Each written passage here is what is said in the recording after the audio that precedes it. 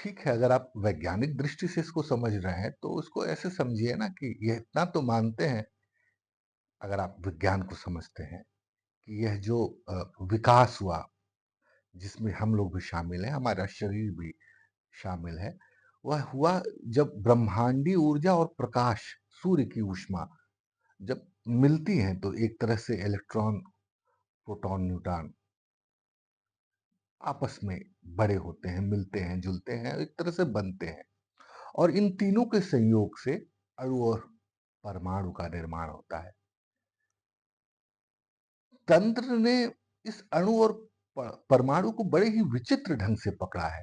वो यह कहता है तंत्र कि यह जो अणु और परमाणु है, वह मूलतः गुरुत्वाकर्षण के पृथ्वी और जहां जीव संबंधी चीजों की मैं बात कर रहा हूं, समस्त ब्रह्मांड की बात नहीं कर रहा हूं, जहां पर जीवन है, जहां पर चेतना है, वहां पर वह गुरुत्वाकर्षणीय नियम से विशेष प्रभावित होकर के ये अणु और परमाणु कार्य कर रहे होते हैं। हमारे अंदर भी अणु और परमाणु है, और उसके पीछे की जो कहानी है वो इलेक्ट्रॉन, प्रोटॉन, न्यूट्रॉन की है।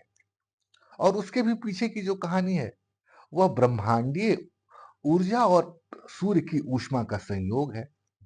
तो तंत्र इसको कहता है कि यह जो तीन तत्व हैं, वह महालक्ष्मी, महाकाली और महासरस्वती के रूप में देखता है, चित्त, मन और वाक। तो तंत्र की जो साधना होती है वो क्या है कि यह जो अणु और परमाणु है आपके अंदर, और जो उनका गुरुत्वाकर्षणीय जो जो संयोग लग रहा है आपके अंदर, जिसके नाते आप यह इस दुनिया में एक विशेष पद्धति से जी रहे हैं, उस गुरुत्वाकर्षणीय नियम को समझकर उसके उसे तोड़कर उसे बाहर निकल जाना है। सारी यौगिक प्रक्रियाएं इसी गुरुत्वाकर्षण नियम को तोड़ करके बाहर निकलने की प्रक्रिया है।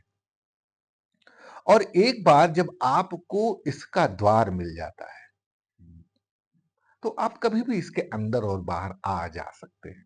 रिमोट आपके हाथ में है। तो महालक्ष्मी, महाकाली या महासरस्वती का जो सनातनियों ने जो प्रयोग किया है, वह मूलतः याद रखने की चीज है कि भैया, यह जो महाकाली है वह कौन सा तत्व है। जब आप प्रवेश करते हैं तंत्र में, वह तत्व क्या है। महासरस्वती जिसे वाक कहा गया, इसके भी बहुत सारे भेद हैं। महालक्ष्मी जिससे को आप वैभव मानते हैं, जिसको आप पदार्थ का वैभव मानते हैं, वेल्थ मानते हैं, जिसको बहुत सारी चीजें जिससे निर्माण होती हैं। इसी इनके इनका संयोग आप कैसे कर रहे हैं अपने जीवन में, और इनके संयोग से गुरुत्वाकर्षणीय नियम से कैसे बाहर होकर के तंत्र के भवन में प्रवेश कर रहे हैं।